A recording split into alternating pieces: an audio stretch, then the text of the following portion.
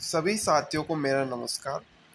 साथियों, जैसा कि आप लोग देख रहे हैं, आज की इस वीडियो में हम आपको पिट्यूटरी ग्लैंड के बारे में बताएंगे, यानी पीयूष ग्रंथि। ठीक है साथियों, पिछली वीडियो में हमने अधिवृक्क ग्रंथि और थायराइड ग्रंथि के बारे में बताया था और इसके नोट्स हैं, शॉर्ट नोट्स हैं, बहुत ही अच्छे हैं। अक्सर एग्जाम में पूछी जाती है ग्लैंड। ठीक है, ये 5 नंबर में आपकी ग्रंथि पूछी जाएगी, तो इसके लिए सबसे बेस्ट नोट्स हैं ये। इनसे अगर आप पढ़ते हैं और अच्छे से एग्जाम में करके आते हैं तो आपको पूरे में से पूरे नंबर मिलेंगे। ठीक है साथियों, आगे बढ़ने से पहले साथियों आपको बता देता हूँ मैं, पिछले 3 वर्षों से जैसा कि आप सबको पता ही है, हम इम्पोर्टेंट क्वेश्चन देते हैं, 6-7 क्वेश्चन देते हैं, जिसमें से 4 से 5 क्वेश्चन यानी 90 से 95% आप लोगों के same to same question exam में मिलान होते हैं। अगर आप लोगों को भी वो क्वेश्चन चाहिए एग्जाम से पहले, तो आप हमें व्हाट्सएप पर मैसेज कर सकते हैं। ठीक है साथियों, अब बात करते हैं साथियों पिट्यूटरी ग्लैंड की।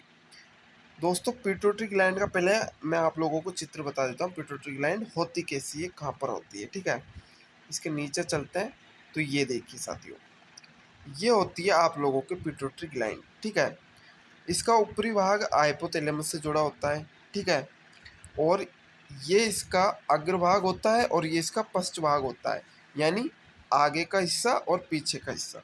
आगे का हिस्सा थोड़ा बड़ा होता है, जैसे कि आप देख सकते हो, ये पश्च भाग है और ये अग्रभाग है, तो अग्रभाग थोड़ा बड़ा है पीछे के भाग से। और ठीक है, अब बात करते हैं ये होती कहाँ पे है। तो दोस्तों, ये हमारे जो वृहत मस्तिष्क है वहाँ पर एक स्फेनोइड अस्थि का गर्त होता है, यानी खाली स्थान होता है स्फेनोइड अस्थि के जस्ट ऊपर, तो उस जगह पर ये हमें मिलती है। ठीक है, ये तो हो गई आप लोगों के पीयूष ग्रंथि। अब साथियों हम इसके आकार की बात करते हैं। आप लोग देख सकते हैं चने के आकार की होती है साथियों। ठीक है, तो इसका आकार की बात करें तो ये चने के आकार की होती है। ठीक है, आप लोगों ने इसका चित्र देख लिया, आप लोगों को अच्छे से समझ में आया हुआ। ठीक है, अब आगे हम लोग बात करते हैं इसके वजन की। साथियों, इस ग्रंथि का जो वजन है वो होता है 770 mg। ठीक है, 770 सॉरी 570 mg इस ग्रंथि का वजन होता है। ठीक है, आगे बात करते हैं, यह ग्रंथि वृहत मस्तिष्क के आधार भाग में कपाल यानी स्फेनोइड अस्थि के गर्त में सेला ट्रेकिका में पाई जाती है। ठीक है, इसके बाद में नेक्स्ट पॉइंट है इसका कि इस ग्रंथि का जो आकार है वो मटर के दाने के समान 1.3 सेंटीमीटर का होता है। अगर लंबाई गुणा चौड़ाई गुणा मोटाई में अगर बात करते हैं तो 12x10x6 की ये होती है। इसके बाद में अगला पॉइंट आता है कि इस ग्रंथि को प्रधान ग्रंथि या मास्टर ग्लैंड भी कहते हैं, क्योंकि यह ग्रंथि अन्य ग्रंथियों पर नियंत्रण करती है।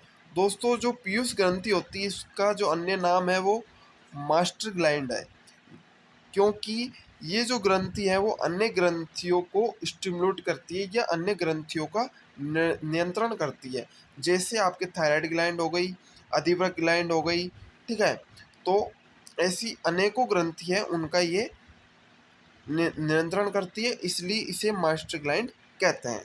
ठीक है, अब आगे बात करते हैं कि इसके कितने भाग होते हैं। पहले भी बता दिया, अभी नीचे जब चित्र बताया था आप लोगों को तब भी बता दिया था, और यहाँ पर भी देख लेते हैं। इसके 2 भाग होते हैं दोस्तों, एक अग्रभाग और एक होता है पश्च भाग, यानी एंटीरियर लोब और पोस्टीरियर लोब। ठीक है, अब एंटीरियर लोब क्या होता है। एंटीरियर लोब यानी अग्रभाग, इसको एडिनोहाइपोसिस के नाम से जानते हैं। पीयूष ग्रंथि का अग्रभाग पश्च भाग की अपेक्षा बड़ा होता है। ठीक है साथियों, अब पीयूष ग्रंथि के अग्रभाग से निकलने वाले स्राव, यानी जो पीयूष ग्रंथि का एंटीरियर लोब है उससे कौन कौन से हार्मोन है वो निकलते हैं, इसके बारे में हम पता करेंगे। पहला हार्मोन आपका आता है जीएच हार्मोन, यानी ग्रोथ हार्मोन। ग्रोथ हार्मोन क्या करता है कि शरीर में वृद्धि के ऊपर काम करता है। ठीक है, उसके बाद में टीएसएच यानी थायराइड स्टिमुलेटिंग हार्मोन। फिर आता है एफएसएच यानी फॉलिकल स्टिमुलेटिंग हार्मोन। इसके बाद में अगला हार्मोन आता है PRL यानी प्रोलैक्टिन हार्मोन। स्तन्य जनन में ये सहायक होता है। फिर आता है LH यानी लुटियनिंग हार्मोन, ये बीज ग्रंथि में सहायक होता है। ACTH यानी एड्रीनो कोर्टिकेट्रोफिक हार्मोन यानी अधिवृक्क ग्रंथि होती है उस पर ये काम करता है। और फर्स्ट ग्रंथि का जो अंतिम हार्मोन है वो है MSH यानी मेलेनोसाइट स्टिमुलेटिंग हार्मोन। ठीक है साथियों। अब इसके बाद में हम बात करते हैं पीयूष ग्रंथि के पश्च भाग की। तो पश्च भाग होता है दोस्तों, उसको न्यूरोहाइपोसिस के नाम से जानते हैं। पश्च भाग से निकलने वाले हार्मोन निम्न प्रकार है दोस्तों। जो पिट्यूटरी ग्लैंड का जो पोस्टीरियर लोब होता है उससे प्रमुख दो हार्मोन निकलते हैं। पहला हार्मोन है ADH यानी कि यह मूत्र नियंत्रण का कार्य करता है। ADH जो हार्मोन होता है वो मूत्र नियंत्रण का कार्य करता है। दूसरा हार्मोन निकलता है ऑक्सीटोसिन हार्मोन। ऑक्सीटोसिन हार्मोन क्या कार्य करता है? यह प्रसवोत्पत्ति व प्रसवोपरांत स्तन्य जनन का कार्य करता है। ठीक है साथियों, ये दोस्तों आपके थी पिट्यूटरी ग्लैंड, ये 2 पेजों में थी।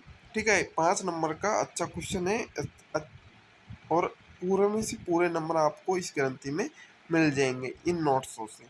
ठीक है साथियों, बात करते हैं हमारे नोट्सों की। जिन साथियों ने हमसे पेड कोर्स ले रखा है या किसी भी तरीके से हमसे जुड़े हुए हैं, हमारे कई पुराने साथी भी हैं, उन सभी साथियों को जो है नोट्स मिल चुके हैं।